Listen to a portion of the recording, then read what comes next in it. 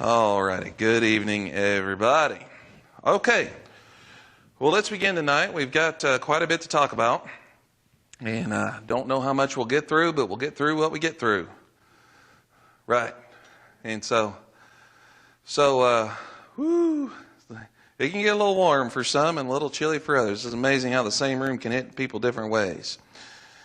So, let's begin tonight. I want us to talk from kind of a very, very general perspective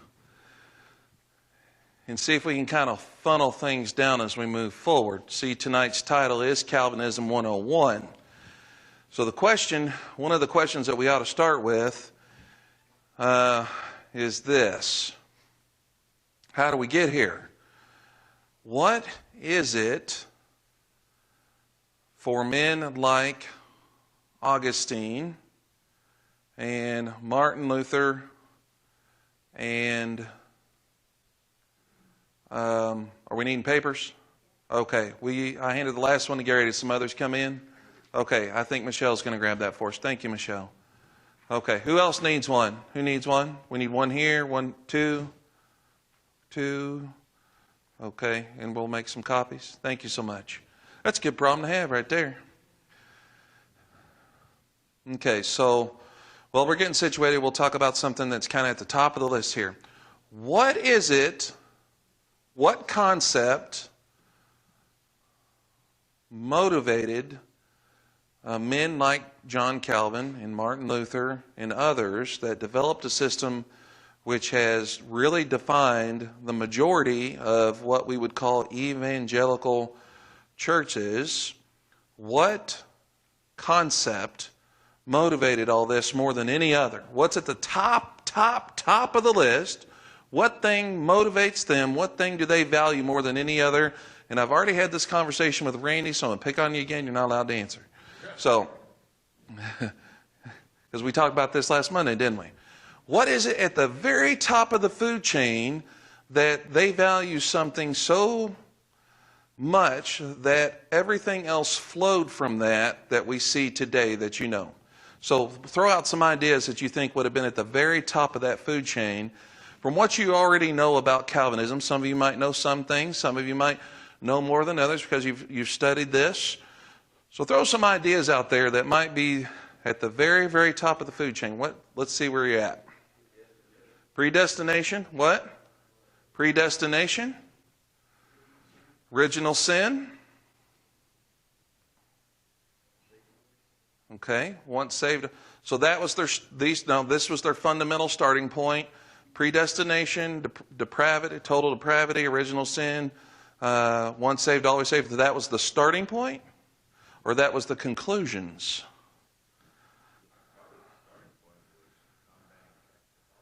Combating Catholicism. Well, that would have been with Martin Luther and his theses and so forth and so on. Baptism. That was their starting point, to deal with baptism.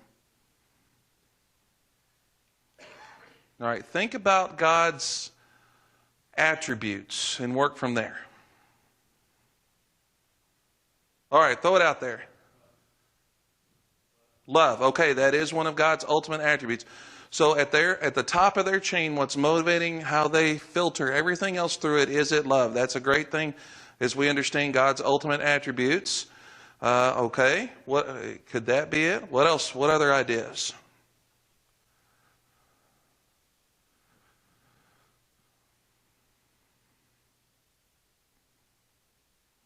What was their fundamental starting point?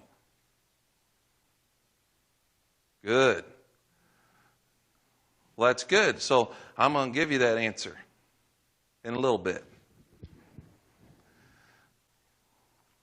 Well, we might go ahead and throw this out right off the bat. So we have to understand what motivated these men, what motivated these doctrines, what motivated this whole system. Because this would be defined as a systematic theology of how everything in it flows from one specific attribute and everything else flows from it. And that is God's sovereignty. their view of God's sovereignty, everything else flows from that in this system. So when I say God's sovereignty, that's not a word that we use every day, sovereignty. You might hear it sometimes talking about a sovereign nation, right? But it's not something, maybe a fella in the house would be like, I am sovereign in this house, you know. What do we mean by sovereign? Leader? King?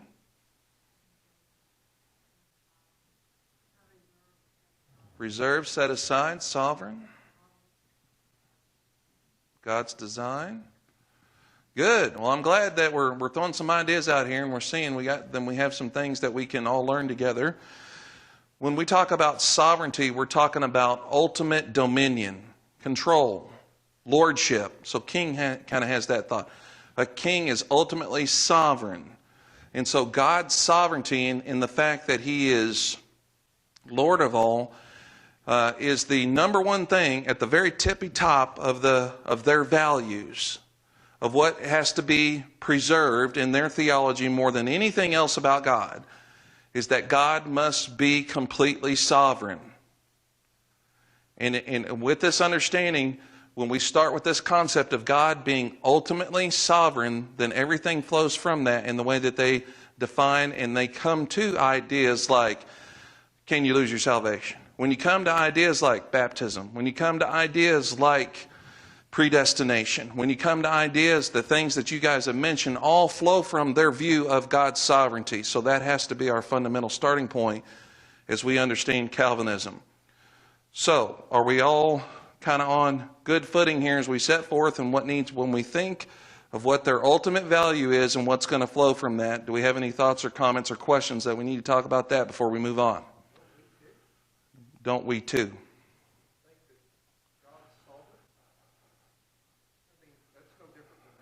Okay. We do believe that God is sovereign, but above all else, is that the ultimate tippy top thing when we talk about God, that his sovereignty that has to be preserved and elevated above everything else?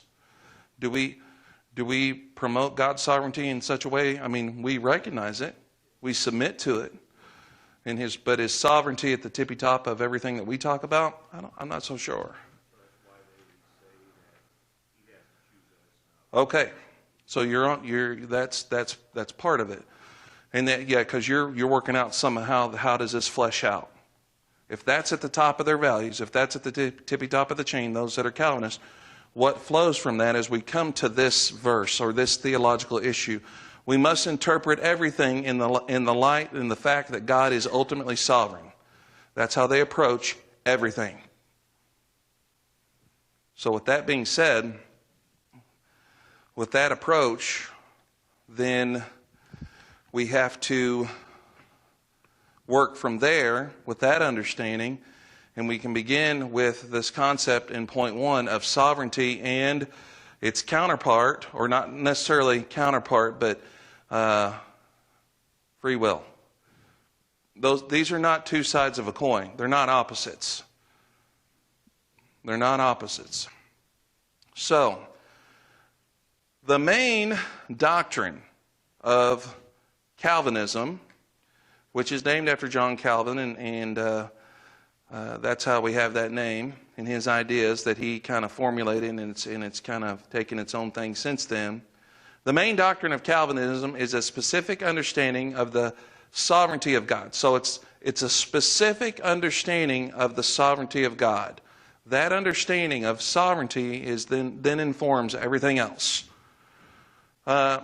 K. Talbot and W. Crampton say, quote, "The sovereignty of God is foundational to Christianity. It is the most basic principle of Calvinism," end quote. But all Christians believe in God's sovereignty, his lordship. How is Calvinism different? For Calvinists to say God is sovereign means that he is and must be the ultimate cause of all things outside himself. The ultimate cause of all things. So if we were to boil this down into a fundamental statement of when we talk about sovereignty is to say that God is sovereign means that He is and must be the ultimate cause of all things. So when we refer back to all these other things, it all comes back to point A there on that. Everything comes back to that understanding of God's sovereignty. So, that He is the ultimate cause of all things outside Himself, down to the most minute specifics. Quote, God is the first cause of all that exists, and nothing exists which is not foreordained by Him. I would agree with that. This is a form of determinism or Christian absolute foreordination. Now that's kind of a lot there. Determinism, let's talk about determinism for just a second. So when we say that something is deterministic, do we know what we mean by that? That means that ultimately what's going to happen is going to happen and you have no say in it. That once the first domino is ticked over and they're fallen, there's nothing that can be done to change the course of said dominoes from being changed. There's nothing that can change in what's happening. Everything is determined and everything is deterministic. Now what's fascinating is there's another worldview belief system that is also deterministic but has nothing to do with anything to do with God. What system is that? That is deterministic. That once things are set in motion, it's just one thing acting on another, and then you can trace everything back to its original domino ticking over. Yes. When we talk about naturalism or materialism, if all that exists in the world is stuff, is material, then we are just the results of those dominoes. One thing leading to another. It's deterministic. So you have two very vast different things that are really under the same umbrella. Calvinism is deterministic in the same way that atheism is. That should be troublesome to Calvinists. If you have much of anything in common with the atheist, you might, red flag. So Calvinism at its very basic core is deterministic. So when we say deterministic, that's what we mean. Okay. So John Feinberg says Calvinists are usually deterministic. Now some try to work around that, and we're going to see here in a little bit. So the controlling and definitive concept for the Calvinists, understanding of divine sovereignty, is the doctrine of what's called eternal decree. So we have God's sovereignty playing out through this thing which we called eternal decree. So when we say eternal decree, what do you think what do we mean by eternal decree? Okay, decree would be from God. Yes, we're saying that God is the one who is involved in this eternal decree, but what is it? What do we mean by eternal decree? Mandate or law? Okay. Can't be changed? Yes. Yeah. And so a decree is something that is spoken, and then if it's spoken from God, and meaning that it is unconditional, unchangeable, there's nothing that can alter it, and that it has been decreed from eternity. Go ahead.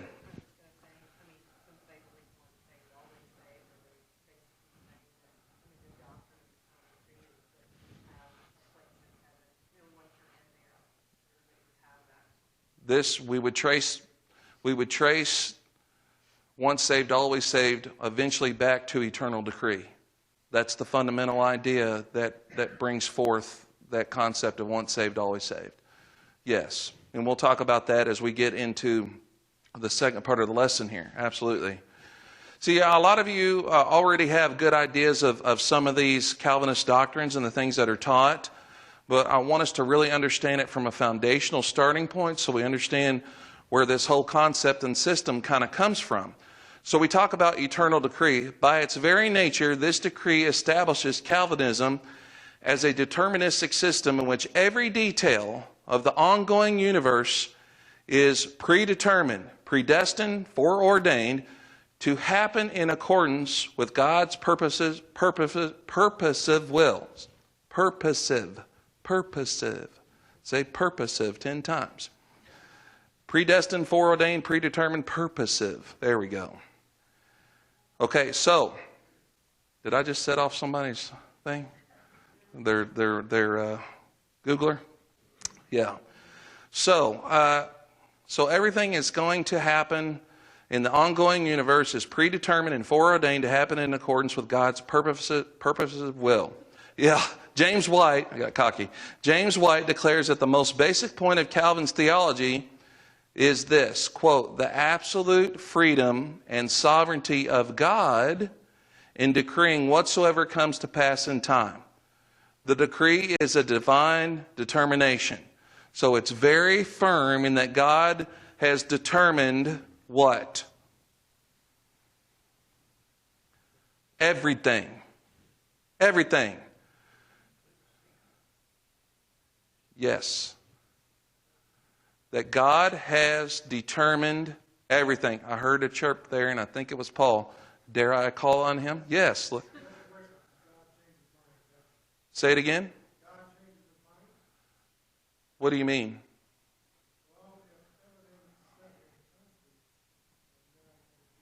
Okay. Okay. How would the Calvinists speak about that? Well, okay. Well, let's first of all evaluate how the Calvinists would speak about that. We'll get into that some more as we move along here, because we also need to keep in mind that when that scripture is written, it's talking from an anthropomorphic perspective, where we're attributing human characteristics to God in order to understand what's happening. So God does, well, see, here's the thing.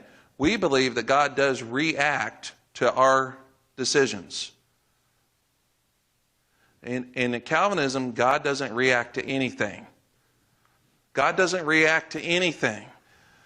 He doesn't react to anything, therefore, He determines everything. He decrees everything. He's not reacting, it's all proactive. There's never a time when God reacts. Go ahead. If you think that's true, then there's no use for prayer. Yeah, I mean, yeah, we're talking some of the logical conclusions of all this. Yeah, but you were ordained to pray. God caused you to pray. From before He created, in His eternal decree, in His mind, it was already said and done, and He ordered it. This is what a pure Calvinist believes. Now, what is the nature of the decree? It is eternal because it was made in eternity past, before the creation and existence of anything outside of God. It is comprehensive or all-inclusive because it embraces, quote, whatsoever comes to pass. And that is in the Westminster Confession of Faith. You want to know one of the reasons why we're very weary of confessions of faith? Is because they come from theological perspectives. They come through that certain colored glasses. And so if you have something like the Westminster Confession of Faith, that you have to confess those things as part of your faith in order to be part. Westminster is part of Presbyterian.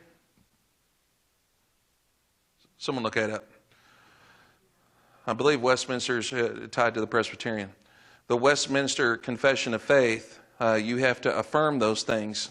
So it includes everything from the destinies of nations. So this all-inclusive and comprehensive eternal decree, it includes everything from the destiny of nations to the movement of atomic particles.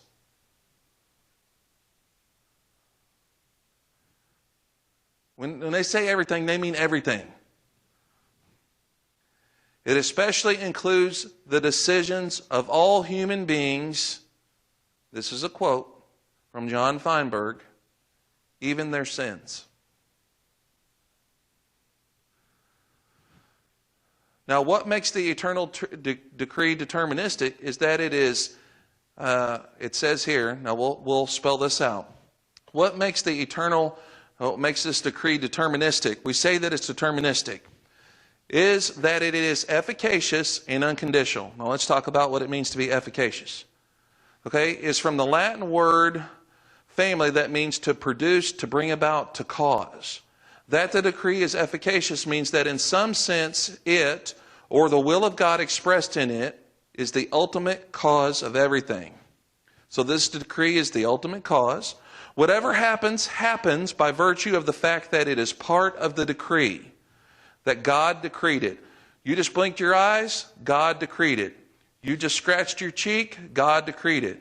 You just thought a sinful thought, God decreed it.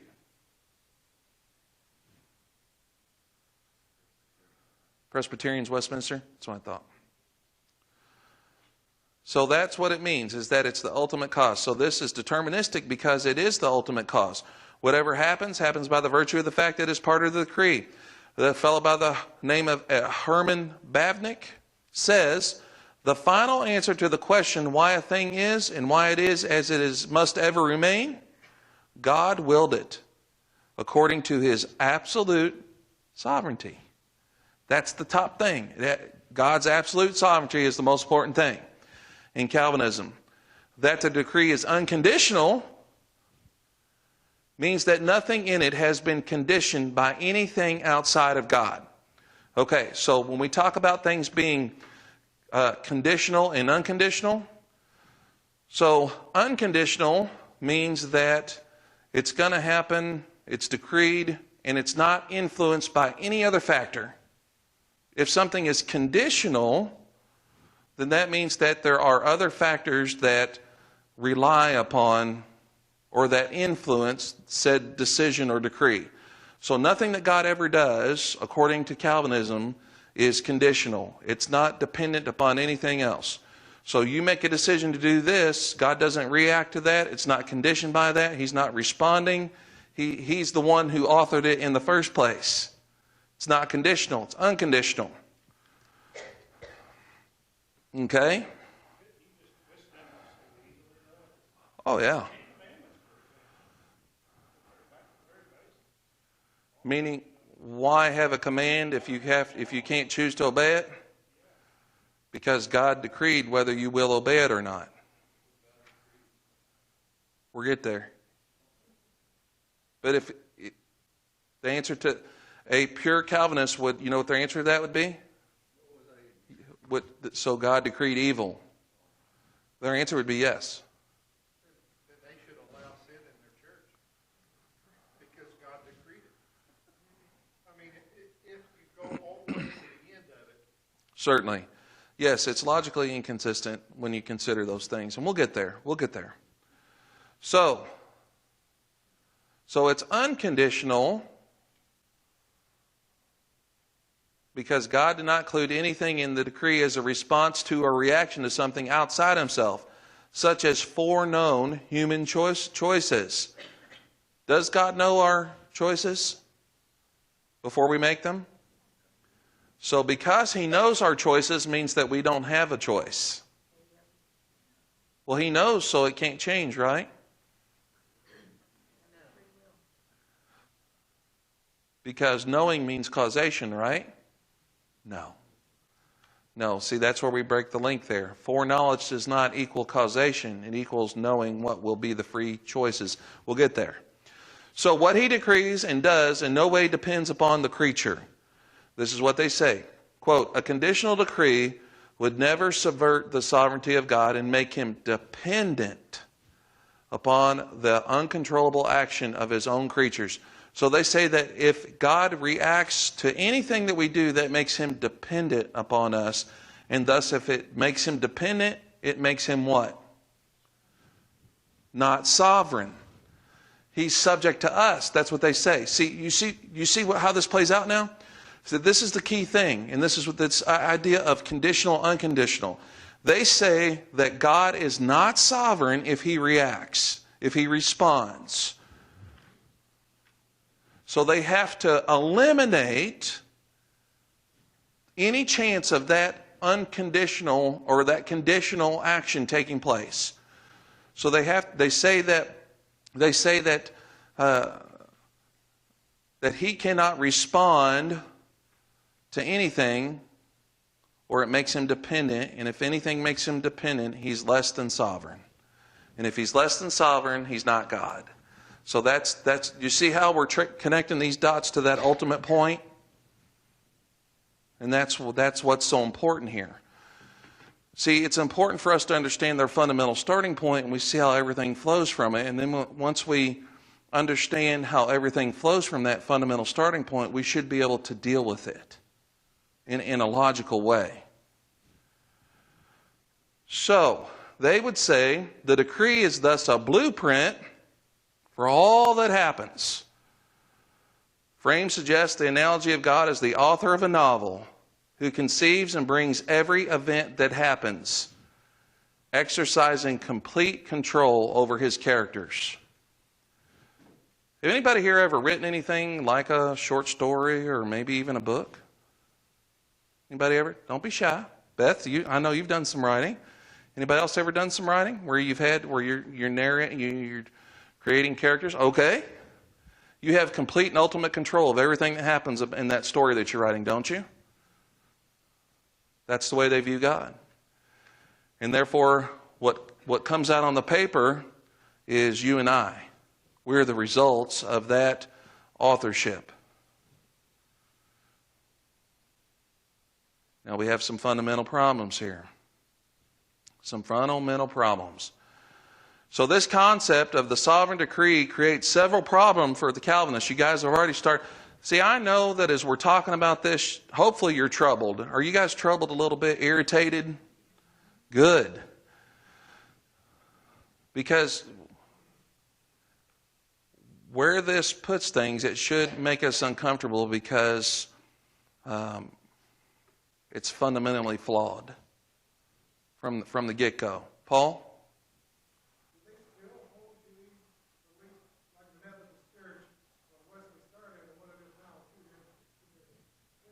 Certainly. Okay. Say it again. Yes. Those things are coming out along those things are more and more common. Yes. So what developed as what's called true 5-point Calvinism? It's hard. You will find some 5-point Calvinists that hold to all these doctrines and will fight you tooth and nail over the sovereignty of God. You have, I should have gathered these names. John MacArthur. You guys ever heard of John MacArthur? You should. I've shown you stuff by him before. Now, John MacArthur is a brilliant man. He has a lot of good things. But he operates from the fundamental starting point that we must preserve the sovereignty of God, and he ends up with a lot of these things. John MacArthur, one of the fellows, the guy that was from the South that just passed away. Man. Some of your most prominent, John Piper, big-time Calvinist. You may hear John Piper. Who was the guy in the Truth Project that had the Southern accent? Brilliant on apologetics. No, I don't know if Dell is. I think he's Arminian. No, this is one of the guys they interviewed from time to time, one of the preachers. Well, we'll come up with some other names along the way. But there are what you would call a 1-pointer or a 2-pointer or a 3. You know, most today are 1 and 5. We'll get there in a little bit here once we get down to the acronym here at the bottom. But not what began as the full Calvinist doctrine that we see here that's fleshed out. If you were to ask the Christian in the pew at a Calvinist church, most of them couldn't articulate most of these things back the way that we're talking about them tonight. What they will know is things like, well, we sprinkle a baby because it's born in sin. It's totally depraved. And that's why we do that. They'll know that. And they'll say, well, once saved, always saved. That's very common. Those are the two things that you'll probably get most likely from most people that are in this camp. They won't understand some of the other things, but those are the two most prominent. But we're going to understand we're going to understand as much as we can so that we can deal with these things when we are confronted with it. So the concept of the sovereign decree creates several problems for the Calvinists. The foremost is the question of human free will. Human free will, that's the first problem. If God is sovereign in the above sense, if this is the way that God is sovereign, see, what they have done is said God is sovereign in only this way. Are you with me? This is what they have done, is define the way that God is sovereign. Like you said before, do we have a concept of the way that God is sovereign in the way that we understand things? Do we deny the sovereignty of God? No. But see, the way that this is defined here, this definition of God's sovereignty is what has caused their problems. So the first thing is human free will. If God is sovereign in the above sense, and if human actions are causally determined, how can there be any truly free will? And corollary problems, the ones that come alongside this, if a man's choices are predetermined, how can he be held responsible or accountable for them? It's kind of what we're saying. How can someone be held accountable if God has ultimately caused my sin? Especially, how can he be blamed and punished for his sins? Also, if God decrees these sinful acts, does this not mean that he himself is responsible, God is responsible for human sin? So, R.C. Sproul. Yeah, I think he recently passed away, but he was Albert Mohler at Southern Baptist Theological Seminary, five-pointer. They speak of us as heretics.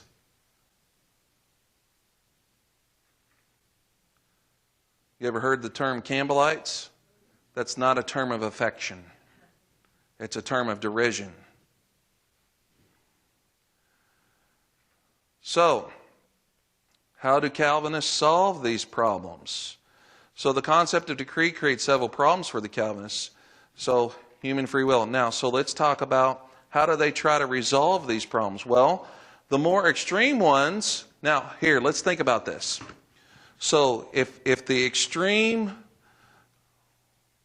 views of Calvinists, if they say that yes, God causes all things, including evil and sin, how do they deal with these problems of human free will, of God being the author of sin and all? How do they deal with that? How do the extreme ones deal with it? If they're, super hardcore on that end of it, how do they deal with it? You know what they say? We don't even try. There's not even an attempt to deal with it. This is the way it is. That's just the way it is. They don't even try to deal with it. They don't even attempt. Why wouldn't they attempt? Because if they start to, see what they're doing, honestly, the ones that say that they don't even try to deal with it, that say that yes, God is responsible for evil, and yes, God is the cause of all man's sin, you know what they're being? No, they're being honest. Why do I say they're being honest? They're being consistent and honest with what they're saying. If this is the fundamental starting point, that God, from eternal decree, has caused everything eternally, then logically what follows from that? Everything. And so once you try to work around things like human free will and sin, what are you doing? You're being logically inconsistent.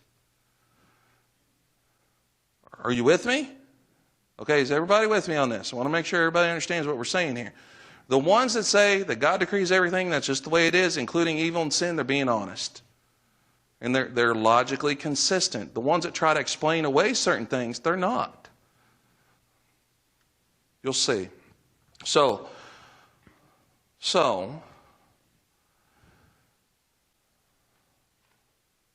The more extreme ones, how do they resolve these problems? The more extreme ones don't even try.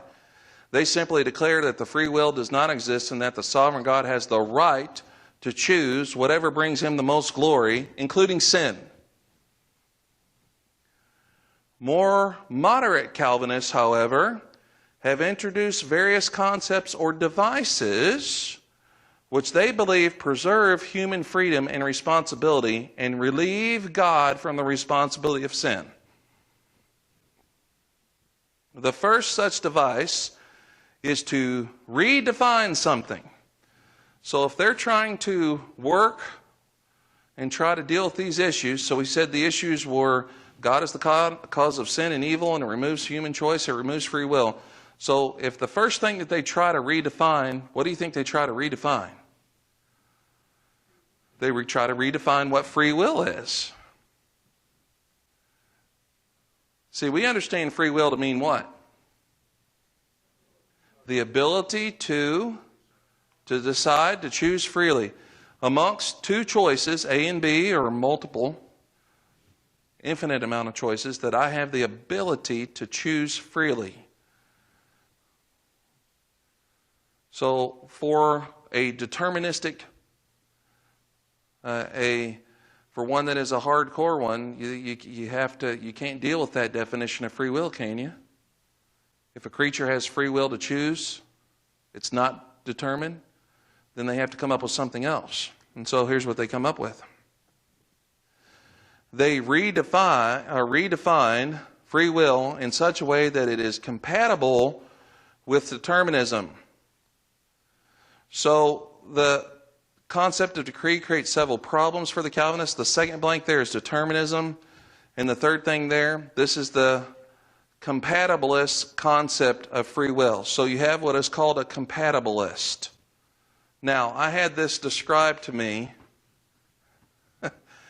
We were at a conference, and I'm trying to remember. This fellow was describing compatibilism in that, yes, God is ultimately sovereign in this sense, and he had a rope on the stage. And he said on one end of the rope is human free will, and on the other end of the rope is God's ultimate sovereignty, and they meet somewhere in the middle, and we don't know how.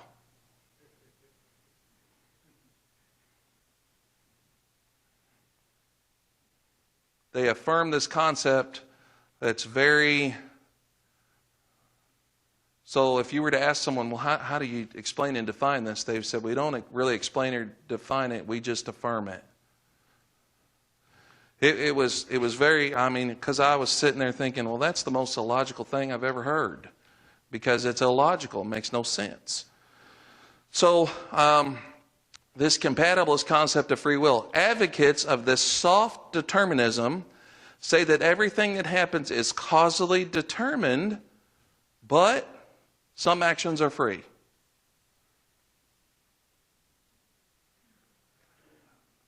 How does that work? You have a rope on the stage, one in it. It makes no sense. This is so. Now here's how they define it. This is so because every person's choices are based upon his inner character, desires, and motives. In this sense, we always act according to our strongest, most immediate desire. That's how they define free will. Now, what does that sound like, more like than anything?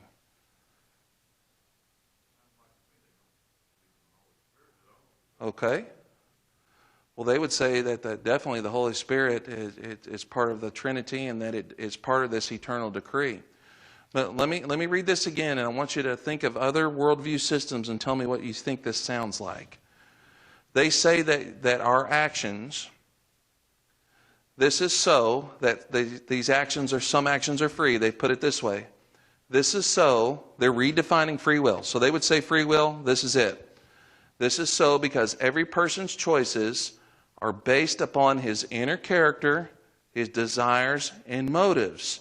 In this sense, we always act according to our strongest, most immediate desire. It does, doesn't it? Yeah, you're going to do what you want to do because you're survival of the fit. It's that rings of that to me.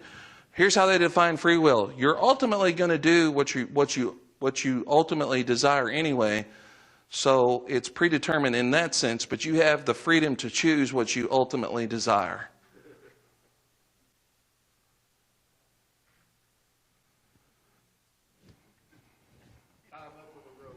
Yeah, yeah.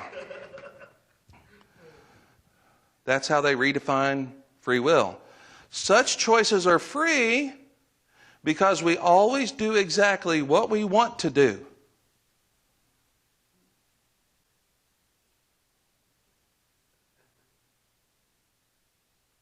Do we always do exactly what we want to do?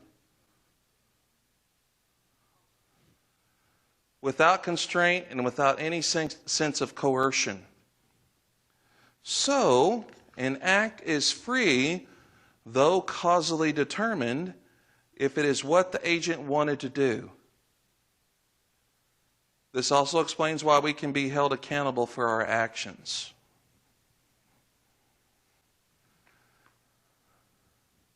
That's the compatibilist view, where they're trying to soften it.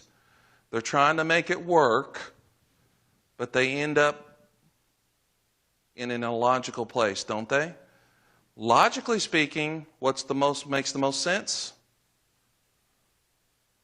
Stick to your guns. God decreed it, and that includes what? Sin. There is no free will.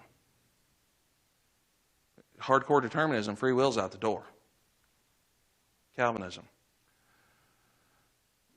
But how can such free choices be causally determined if we are always doing what we choose to do? Because though God allows us to act upon our strongest desires and motives, He Himself is the one who arranges all our circumstances in such a way that He causes only those desires and motives to be present in our hearts that will bring about only the choices that He Himself has decreed will be made. So freedom in the compatibilist sense is, I'm not even going to read what this is here. It's nonsense. So I would reject even more so the compatibilist sense. So let's talk about God's eternal purpose. God's eternal purpose. So we're going to jump forward here because this really gets deep in the weeds. I know we're already deep in the weeds, but what we have here is even deeper in the weeds.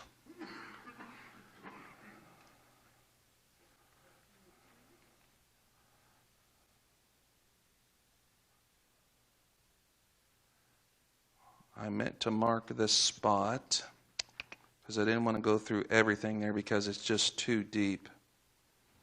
Okay, the most serious problem with Calvinism's view of sovereignty and freedom, though, is its distortion of biblical teaching. In my judgment, there is no such thing as God's eternal, comprehensive, efficacious, unconditional decree. Instead of such a decree, we find in the Bible the concept of God's eternal purpose. So if we would say, yes, God is sovereign, and He always works out His eternal purpose, but not eternal decree. We would reject eternal decree and affirm God's eternal purpose. Would we say that God has eternal purpose, things that He has purposed? Absolutely. So, in the broadest sense, God's purposes are general rather than specific to glorify Himself and to share His goodness with other personal beings with whom He will have everlasting fellowship. So God's general thing here is God's purposes are general, and that is to glorify Himself and to share His goodness with His creatures, with whom He will have everlasting fellowship.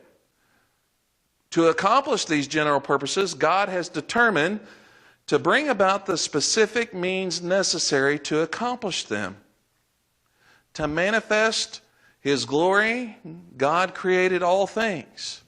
To share His goodness, He created personal, free will beings who were able to honor Him as God and give Him thanks. Now, let's talk about this for just a moment. If God's eternal purpose is to glorify Himself, right, and to bring glory, what would bring more glory? Something that you decreed would happen or something that freely chooses?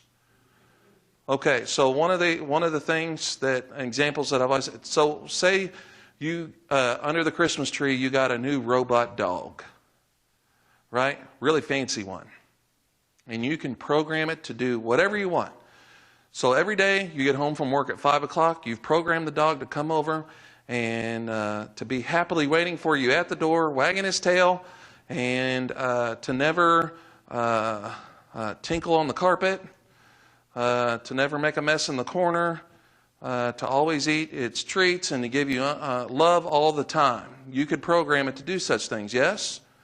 You could program a very specific set of things that this dog would, and it would accomplish some things, wouldn't it? Would it give the appearance of love? Could it some way replicate that in some kind of odd way? Yes. But it's much better when you have a real dog, one that does come every time that it hears you pull in the driveway. Yeah, and it's happy to see you, and it depends on you for. Notice I said dog. I ain't talking about cats. So, because you know as well as I do that thing's like, I don't care if you're here or not. Yeah. You've seen the commercial, the Allstate commercial, where the guy's the cat, the one that mayhem like me, and he's the cat, and he turns on the water and destroys the whole house. There ain't no commercial like that about a dog.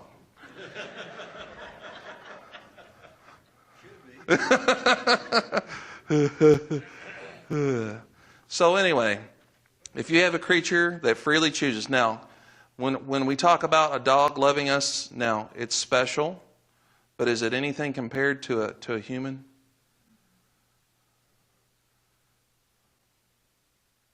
Now, what would give God more glory than anything is to have a creature that could choose good or evil, choose Him or not choose Him, and then does choose Him. Now that brings glory to God.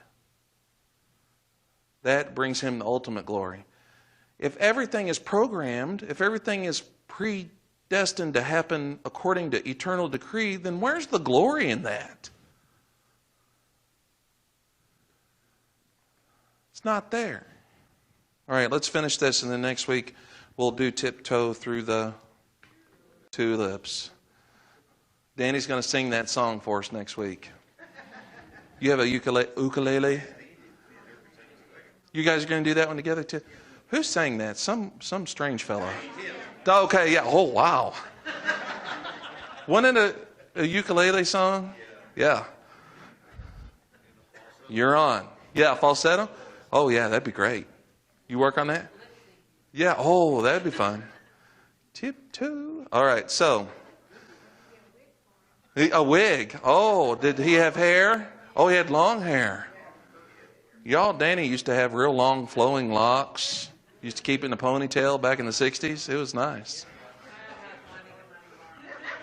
Oh, Kyle's got, yeah, there's a picture of one. Yeah, and Randy, we're going to have to edit this out. All right, let's finish this up. Okay. Yeah, we've been deep in the weeds here. We got to laugh a little bit. So, all right, because, let's talk about this. Because we're talking about God's purposive will, God's eternal purpose. Because these free will beings choose to sin, God's purpose is to save those who will accept His grace through the redemptive work of Jesus Christ. This general redemptive purpose includes more specific purposes related to Israel and the church. So if God's general purpose is to glorify Himself and then also create a way for His free will beings to interact with Him, but then we have sin in the mix, then there has to be a way that they can continue to have fellowship. And so God created through that a way through His specific purposes. So there's specific purposes that we find in relationship to Israel, right? Nod your head like that. Okay, right? Yeah, and also to the church, very specific purposes. God will surely accomplish all of his purposes. To do this, however, listen, to do this, however, does not require that he be the cause, whether ultimate or proximate, of every specific event that occurs in his creation. The kind of world God created simply does not fit this pattern. This pattern that God has, in fact, caused is the ultimate cause of all things. Since God is truly sovereign, he can do anything he chooses to do. What he has chosen to do is create a universe inhabited by beings who have truly free wills and can genuinely choose either to love and serve him or to reject him and his law. By creating this, God has sovereignly chosen to limit himself with regard to causation. God has chosen to limit himself with regard to causation. Because if causation is the thing that's always there, then there is no free will. So God has chosen to limit himself with regard to causation, thereby creating the opportunity for free will creatures to exist. That is the universe that he has created. We know this because that's what Scripture teaches. So he has bestowed upon his free will creatures the power to genuinely originate or cause things to happen. This in no way limits or negates God's sovereignty, since he himself freely chooses to create this kind of universe. Okay, are you sufficiently stirred up? Okay, do we see from a good starting point here where we're going to get into the specifics when we tiptoe through the tulips, when we get into the 5 points of Calvinism and see how this all connects? Do you feel that you have a solid foundation of understanding where they're coming from so we can understand these 5 points? Okay. Any questions? So we'll make sure that we are all on the same page. Paul? I'm saying what? Well, deism would say that God set things in motion and then got out of town, or some higher being. So there's some similarities in that deism is deterministic, meaning that God does not intervene. In fact, he just basically starts the watch ticking and just leaves. That he's not involved with his creation. That's what deism would say. So there's some similarities here. But the Calvinists would say, God's intimately involved in everything. He's not left town. In fact, he's intimately involved in everything. From the rise and fall of nations to the movement of every atom, God's involved.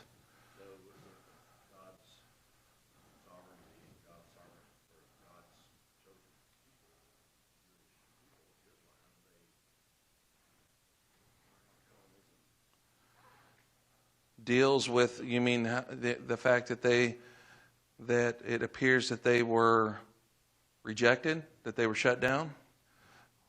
I could answer that for you. 2 words: dispensational premillennialism, because they do say that all Israel will be saved. Those 2 things kind of fit together, and I think most times you'll find. What's that? Is that in the Bible? Nope. I'll argue with you over the nature of Israel right here and now. Israel is spiritual in nature as it exists right now, is the church. It is not the nation. Go ahead. Yes. Well, yeah. I don't think so. I mean, why do it if if everything is what we observe and what we understand as free will creatures? It makes a lot more sense than determinism. If you end up in the same logical place as naturalism and Darwinism, That's a problem. Yeah, lostism. Yeah. Well, think about this. Why even try? You could go to church one week and you could be saved forever. You could be a serial killer the next week and you're going to heaven. Well, they've got a loophole for that. Oh, is that right? Oh yeah.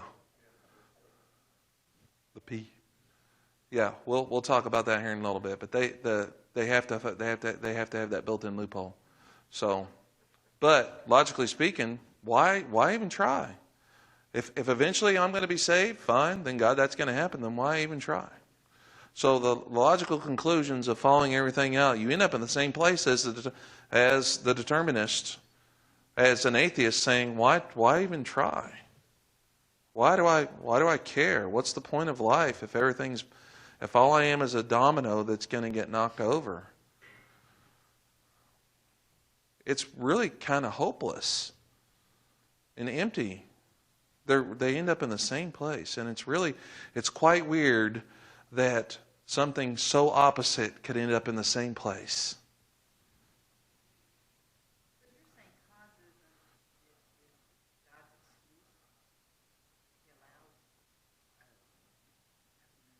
Compatibilism?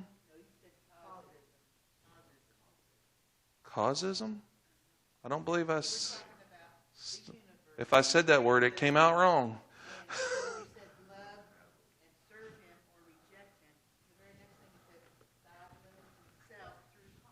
Causation. In regards to causation. God limits himself in regards to causation, meaning that he does not have to be the cause of everything. Yeah, that's not an excuse, that's an explanation. Because if God has to be the cause of everything, that's what the Calvinist says. We say, in what would be called the Arminian view, free will view, is that God is not the ultimate cause of everything, that we do indeed have true free will, and that we can choose. So God limits himself in regards to that kind of causation. Okay? And so, now, is God still going to work out his eternal purposes? Absolutely. Absolutely. In that way, God is sovereign, not in the Calvinist sense. So, what's at the tippy top? God's sovereignty. Very good. All right, anything else?